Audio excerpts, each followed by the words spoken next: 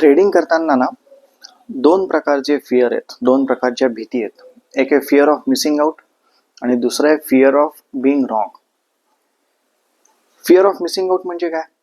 तर अरे मी ही ट्रेड घेतली नाही आणि जर ती ट्रेड व्यवस्थित चालली आणि जर त्या ट्रेडमध्ये खूप चांगला प्रॉफिट झाला तर साला मी तो प्रॉफिट मिस आउट करून जाईन. This is fear of missing out. म्हणजे प्रॉबेबली माझा हा प्रॉफिट होऊ शकला असता आणि तो मी ट्रेड न घेतल्यामुळे तो झाला नाही. So I am missing out something. हा फिअर ऑफ मिसिंग आउट.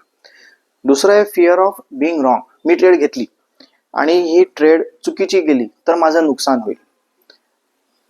ह्या लॉस होण्याची भीती is fear of being wrong. पण आपण जर सूक्ष्मपणे थोडंसं डीपमध्ये जाऊन जर का विचार केलात तर ही भीती आपल्या जीवनातल्या प्रत्येक डिसिजन घेताना ही भीती आपल्याला येतेच. म्हणजे मी जर शर्ट घ्यायला गेलो, आणखीन जर शर्ट घेतानाचा जो डिसिजनचा जो मोमेंट आहे त्या मोमेंटला जर मी अनालाइज केलं तर माझ्या डोक्यात काय असतं, यार हा शर्ट घ्यावा का, हा शर्ट घेतला तर मला खूप छान दिसेल, हा माझा शर्ट घेण्याच्या दृष्टीने पॉझिटिव्ह विचार चालू होतो. पण अरे यार हा मी घेतला नाही तर काय होतंय, नाही यार नाही घेतला तर राहू देत, पण यार कदाचित माझा चांगला दिसला असता, मी जर घेतला नाही, आणखीन मी जर तेव्हा विचार करतोय हा मला चांगला दिसला असता यार पण मी घेतला नाही. सो हा द्वंद्व तुमच्या प्रत्येक डिसिजन मध्ये चालूच असतो. मग तुम्ही ट्रेड घ्या, डिसिजन पॉझिटिव्ह असो किंवा डिसिजन निगेटिव्ह असो, ट्रेड घ्या किंवा ट्रेड नका घेऊ. आता ट्रेड घेतली नाही, मी जर का फिअर ऑफ लुझिंग किंवा फिअर ऑफ बिंग रॉंग याला बळी पडून मी जर ट्रेड घेतली नाही तर प्रश्नच संपला. मग मी पुढे ट्रेड घेणार नाही. माझा त्या ट्रेड मॅनेज करणं किंवा त्यातनं होऊ घातलेला प्रॉफिट मला मिळणं, ह्या सगळ्या गोष्टींचा प्रश्न मिटला. I am not in trade, so I am out of market.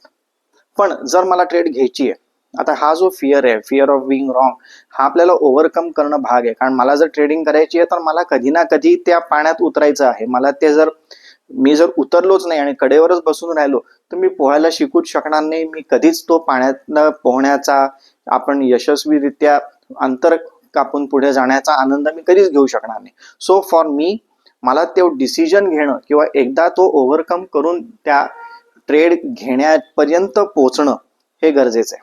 मग फिअर ऑफ बिंग रॉंग हा ओव्हरकम कसा करायचा?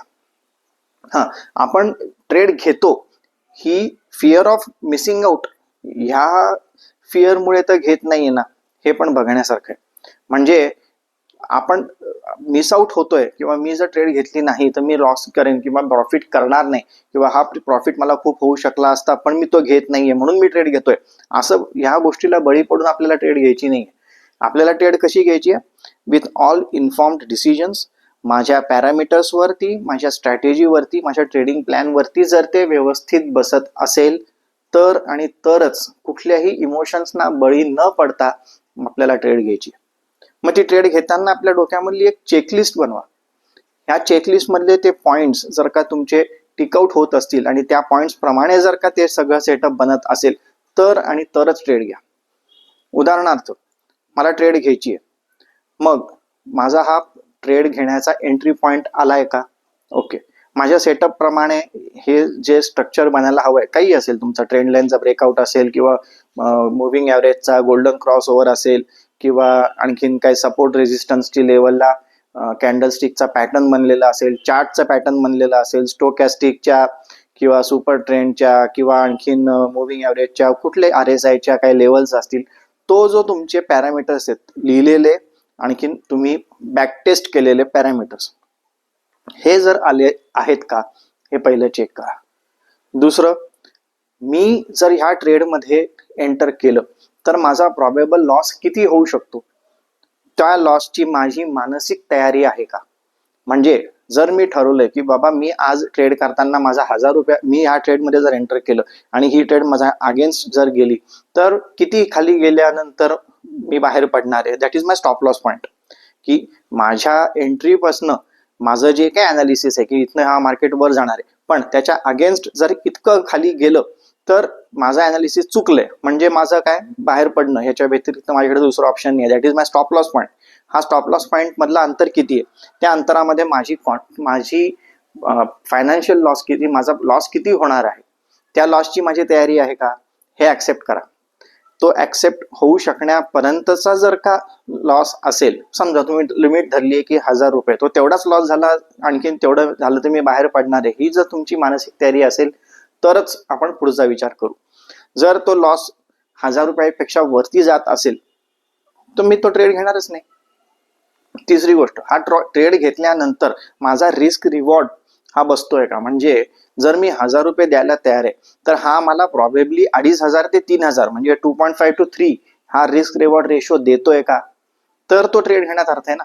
जर मी 1000 रुपयाचा रिस्क घेतोय आणि मला जर समोर 500 रुपये मिळणार असतील तर मी ती ट्रेड घेणारच नाही. तो माझ्या सेटअप मध्ये बसत नाही, तो ट्रेड मी घेणार नाही. त्यामुळे फर्स्ट थिंग, हा सेटअपवर आहे का? सेकंड, त्याचं जे काही स्ट्रक्चरचे जे काही माझे पॅरामीटर्स आहेत ते बसलेले आहेत का? थर्ड, माझा प्रॉबेबल लॉसची माझी तयारी आहे का, मानसिक तयारी आहे का? फोर्थ, माझा रिस्क रिवॉर्ड रेशो जो मी ठरवलाय तो रिस्क रिवॉर्ड रेशो याच्यात अचीव्ह होतोय का? हे सगळं तुमच्या स्ट्रॅटेजीमध्येच बनलेलं आहे. तुमची जी स्ट्रॅटेजी आहे ती काय आहे? शेवटी strategy is just a probability, की हे 50% जास्त प्रॉबेबिलिटी आहे की ट्रेड ही माझ्या फेवरमध्ये जाईल. ही जी स्ट्रॅटेजीच्या बेसवरती तुम्ही तुमचा जर बॅक टेस्ट केलेला असेल आणि जर तुमचा कॉन्फिडन्स असेल, एखादा कॉन्फ्लुएन्स पण त्याच्याबरोबर तुम्ही ऍड करून घ्या फॉर मोर कम्फर्ट. मी दरवेळी म्हणत नाही, पण जर काही लोकांना वाटत असेल की नाही बाबा ही प्रॉबेबिलिटी कदाचित कमी पडू शकते, तर एक कॉन्फिडन्स ऍड केला, ठीक आहे. हे सगळं झाल्यानंतर जर ती ट्रेड तुमच्या फेवरमध्ये जात असेल तरच तुम्ही बायचं ट्रिगर दाबा. अदरवाईज ट्रेड घेऊ नका. Trade, not taking a trade is also a trade.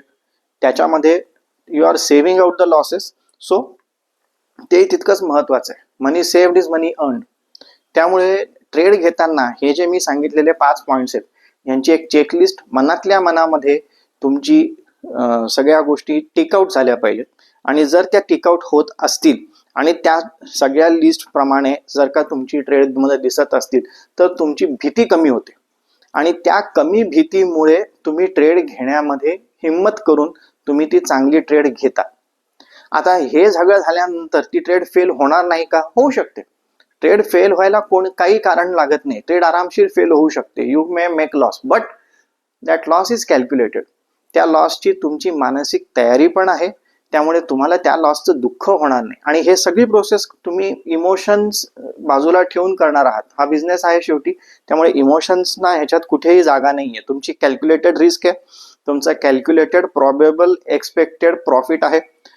ह्या रिस्क समोर हा प्रॉफिट मला मिळत असेल तर मी ट्रेड करणार आहे, आणि तो जर ट्रेड यशस्वी झाला तर मला तो प्रॉफिट मिळणार आहे. I am out of market.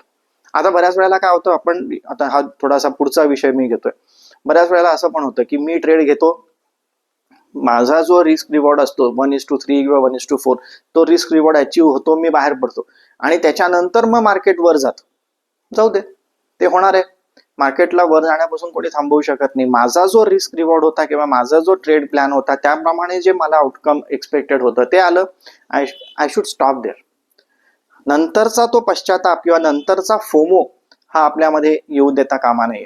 FOMO हा फार महत्वाचा फॅक्टर ठरतो. आपल्या लक्षात येईल की ट्रेड घेताना पण हा फोमो होता कामा नये, आणि इथे मिस आउट होतोय म्हणून किंवा आपल्या प्रॉफिट बुक केल्यानंतर सुद्धा फोमो होता कामा नये. हे फार महत्वाचं आहे. शेवटी आपलं ट्रेड आपल्या प्लॅन प्रमाणे आणि आपल्या स्ट्रॅटेजी प्रमाणे जर एक्झिक्यूट झाली, दॅट इज इनफ. त्या आपण ज्या लेवलला आपली ट्रेड कट करतोय किंवा आपण एक्झिट करतोय त्याच्यानंतर जर मार्केट वर जात असेल तर त्याच्या मागे धावण्यात अर्थ नाहीये. आपली एंट्री, आपला स्टॉप लॉस आणि आपला टार्गेट हे जर फिक्स ठेवा आणि त्याच्यावर कॉन्सन्ट्रेट करून त्याच्यावरच ट्रेड घ्या. त्याच्यावरती जे काही तुमचं ट्रेल करणं वगैरे हा जो काही प्रकार आहे ना, हा ऍडव्हान्स्ड लेवलला आहे. आधी हे घ्या, ह्याच्यामध्ये कॉन्फिडन्स येऊ द्या, ह्याच्यावर प्रॅक्टिस करा, त्याच्यानंतर आपण पुढचं बघू. मी मनीष जोशी, माझा चॅनल आहे जोशी मनीष पी, आणि मी अशाच सायकोलॉजीच्या आणखीन एक्झिक्युशनच्या, ट्रेडिंग एक्झिक्युशनच्या छोट्या छोट्या व्हिडिओज बनवत असतो. मला फॉलो करा. आणखीन हा व्हिडिओ आवडला असेल तर आपल्या ट्रेडर मित्रांसोबत नक्की शेअर करा. बघू पुढच्या व्हिडिओमध्ये आपण. Thank you very much.